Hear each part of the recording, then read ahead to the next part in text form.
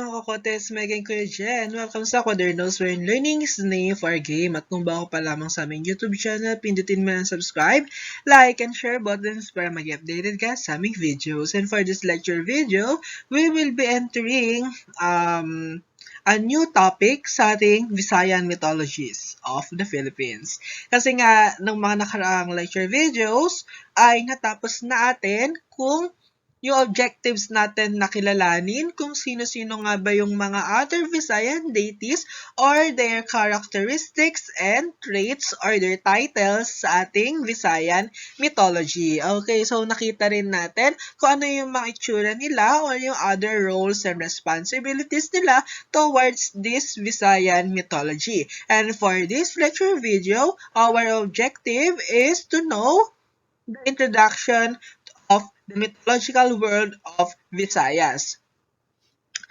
So, napaisip kayo, bakit ngayon pa lang hindi discuss yung introduction ng ating mythological world sa ating Visayan mythology? Because last time, nung December pa lang, I think, December pa lamang yon, ang inintroduce lang natin is yung pahapyaw about the characteristics and genre of our Visayan mythology, wherein hindi natin nalaman kung saan nga ba nagsimula yung totoong pinagmulan ng ating mythological world of Visayas.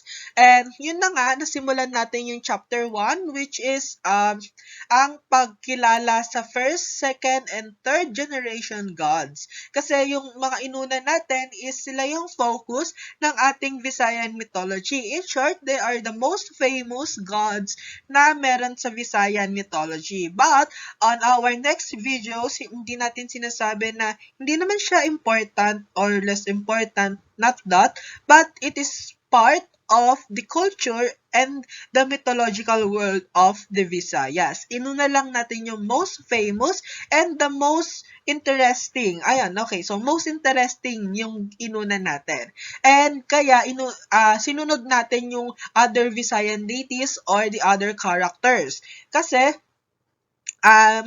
hindi tayo pwede magsimula hanggat wala tayong any idea kung sino-sino nga ba yung mga binabanggit natin. Ayan.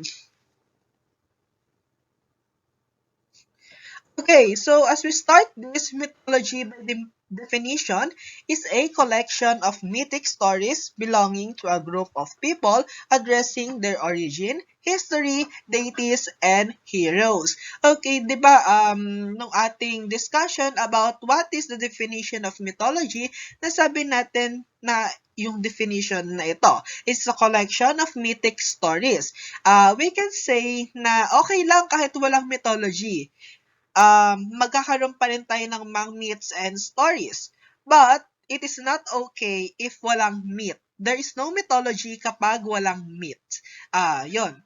Merong myth kahit walang mythology, pero walang mythology if walang myth. Kasi, yung mythology, it is a composition, collection, at binubuo ng mga mito. Yun. Belonging to a group of people addressing their origin, history, deities, and heroes. We have the Greek mythology, Norse mythology, Philippine mythology. Under Philippine mythology, we have the Luzon mythology, Visayan mythology, and the Mindanao mythology. So, meron tayong tatlo. And under that stories, under that Luzon, Visayas, and Mindanao mythology, meron tayong mga myths. We also have mythology like Tagalog mythology, Ifugao mythology, Canlaon mythology, Davaoenos mythology, and whatsoever. And that chunk of mythology as some myths sa loob. Example, we have the myth of Kaptan and Magwayen sa ating Visayan mythology. Yun yung pinagkaiba-iba ng ating yun yung understanding o yun yung concept ng ating mythology. Ayan. If you have confusion, ito lang yung ating tatandaan. Number 1, mythology can myth can stand even without mythology. Second, walang mythology if walang myth. Yun. Okay, so it is a collection of ancient tales associated with an event, individual, or institution. So, for example, Luzon mythology focus on the creation of what's inside the Luzon region. Kung ano yung mga nakapaloob.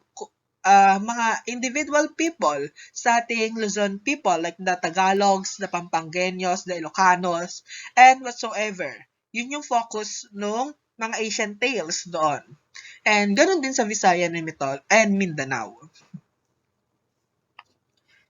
Also, it is defined as a systematic collection of study of the myths. Ayan, so of course, meron siyang mga elements of the story. We have the characters, may settings, we have the conflict, of course, we have the plot twist, and we have the plot, the introduction, rising action, climax, falling action, and the denouement, and also we have the theme or the lesson or the moral of the story. Hindi dapat mawawala yon sa ating mga myths. Hindi masasabing complete ang isang story if wala yung mga elements na iyon. So mythology is nothing new to us. Each society around the world has their own mythology, some more popular than others and some hidden in obscurity. So, we are all familiar, everyone in the world is familiar about the Greek mythology. So, siya yung overrated na ginagamit na mythology kasi siya yung laging pinag-aaralan or yung focus. Here's a glimpse na if you are a grade 10 student or 10th grade ka, or if senior high school ka ngayon, di ba, nung grade 10 mo, focus yan sa English and Filipino subject. Yan, we have the Pandora's Box, we have the Prometheus and Epimetheus, what else? We have the Dante's Inferno, and the Odysseus, ayan, we have the Oedipus Rex, and many more. Hindi lamang sa Filipino and English, nasa music, nasa arts din siya, ayan. Nagginagamit siya ng mga painters natin, di ba? Drawing si na Medusa, ini-sculpture nila yung mukha ni Democritus and whatsoever. Ayan, so some more popular than others. We have also the Roman, kasi sila yung ginagawa ng movie, like the Thor, kasama sila sa Marvel Cinematic Universe, right? Diba? And some are hidden in obscurity. And we have the Philippine mythology, ayan. Some are hidden in obscurity because Luzon and Visayan and Mindanao are only local. Ayan, sa atin lang siya, so hindi siya masyadong popular or inaaral in other country because nasa third class lang tayo. Ayan, yung country natin yon. Kaya, it is highly appreciated din na binabasa natin yung sariling atin para sa ganun ay later on someday magkaroon tayo ng tumaas yung ratings natin or yung popularity natin among the mythologies. Ayan, so one of the great example of this is yung 13. Diba? Doon sa Netflix, ayan, yung 13. Siguro if wala yon, siguro hindi natin ma-appreciate na meron tayong mga tikbalang, manananggal, and other mythological or supernatural creatures like that. Ayan.